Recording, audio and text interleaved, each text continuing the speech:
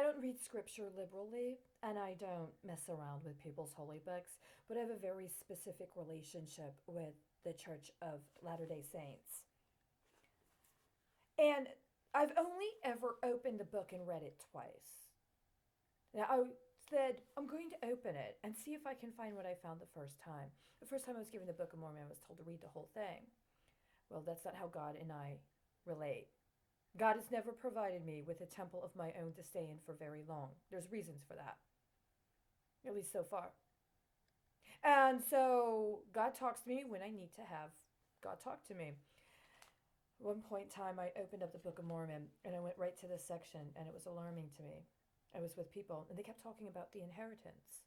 I didn't know exactly what they meant, but I understood that they were hoping that I would help them inherit something. And the person who invited me was a military veteran. He was a former Marine. I liked him. It was very important to him that he be able to pass on his inheritance. This is how he understood it. It was a holy thing for him. They were talking, all these things happened. So finally, he offered me to let me read his book. It was his holy book. He let me read it. I was grateful. I opened it up, and the passage that God gave me, well, it was different than the one they had been talking about. This story of the community and the women and the children of the community taking up arms. That God gave them certain weapons to use. And they fought. And initially, they prevailed. But then, they were defeated. Utterly. And this is what God wanted me to see.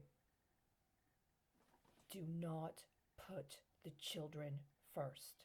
Over and over and over again. This is what God needs me to see and to find a way to communicate. Do not offer them your children. Do not put your children first. If your children need to fight, this is one thing, but don't give your children these weapons and tell them or deploy them under deception. You need to take care of your children. You need to educate them. You need to teach them how to defend themselves, support themselves. You don't weaponize your children and send them out to fight for you. Now, the actual literal scripture is different than the contemporary context. It's appropriate, I think, to have a rite of passage. Some people's spirit need that. The time when they mature into adulthood to understand responsibilities. But there's this inversion, this inherit through the child. Almost as if you transpose the knowledge of the elder in order to fortify the young person, but then you get to enjoy the fruit of youth at the end of your life. Some people take it a little too far, don't they? It's more a form of covetousness, not only of others, but even from their own children. This is what God wanted me to see. It was a warning. This was in the end of 2017. Christmas 2017. God wanted me to know. Don't arm the children. This is not what is going to happen. It is going to end badly. And it did. At least at the time. See, that was the message. I did not understand all of what it meant until I found it. The metrics in the areas around which God was showing me at that time. They had come to me before. I had seen them. But they weren't in the same place. I said, this means something. I don't know what this means. What does this mean? These numbers don't make sense to me. Except now somehow they do. This number here, it's horrible. This number here, it's horrible. This number here, it's horrible. 3 different places. 2 in one country, 1 in another country. I don't know what they mean, but they mean something. They were right there in the book. It was God's way of saying it's a warning. Don't fall for the trap. They already know better. No, no, no, no, no, no, no, no, no. Oh, it's always like that. God always tells me they already know better, but everybody else acts like I'm the one that's the fool. Maybe I'm wrong. Maybe all that I heard and saw in the summer 2018 was not about specifically engineering a biological weapon to target a specific ethnic group genetically. That they were specifically targeting a very large ethnic group that had a larger percentage of homogeneity than many others for complete annihilation. They wanted the entire ethnic group eliminated through a biological weapon. I saw them, I heard them. I said to myself, this can't be real.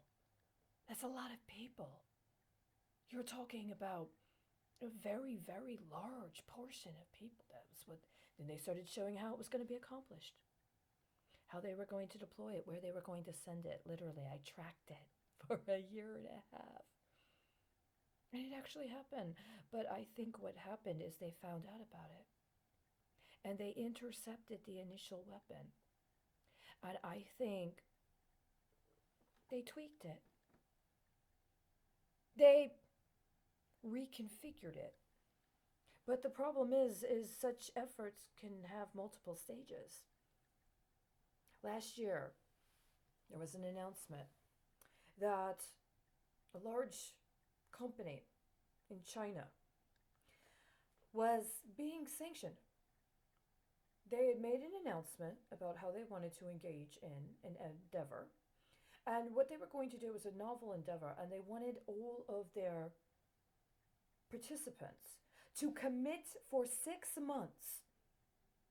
You can't trade.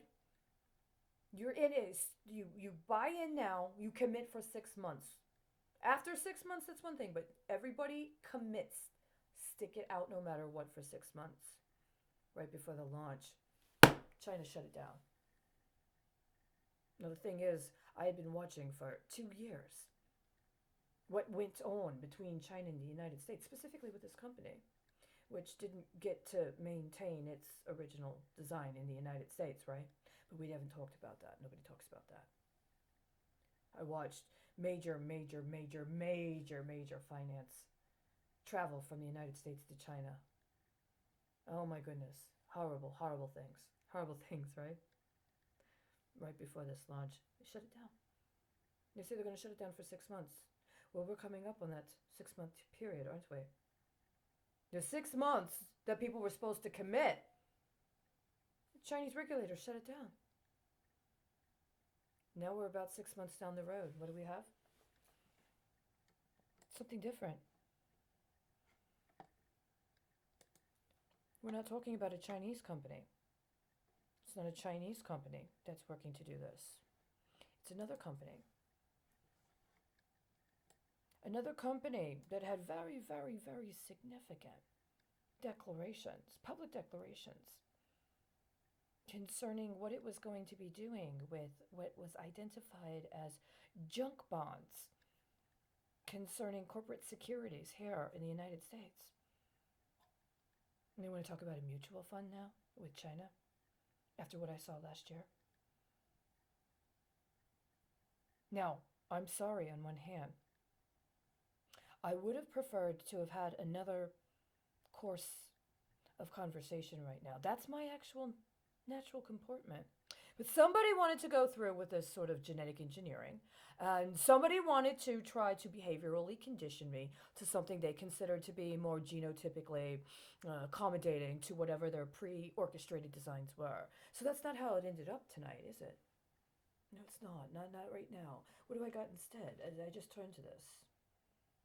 I'm not even sure really what to say, except this is what God gave me.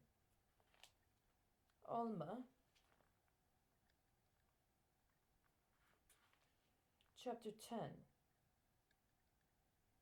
about 82 BC, verses 24.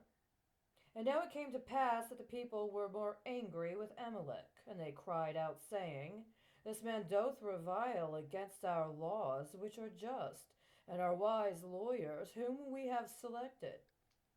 But Amalek stretched forth his hand, and cried the mightier unto them, saying, O ye wicked and perverse generation, why hath Satan got such great hold upon your hearts? Why will ye yield yourselves unto him, that he may have your power over you, to blind your eyes, that ye will not understand the words which are spoken according to their truth? For behold, have I testified against your law? Ye do not understand. Ye say that I have spoken against your law, but I have not. But I have spoken in favor of your law, to your condemnation. And now behold, I say unto you, that the foundation of the destruction of this people is beginning to be laid by the unrighteousness of your lawyers and your judges.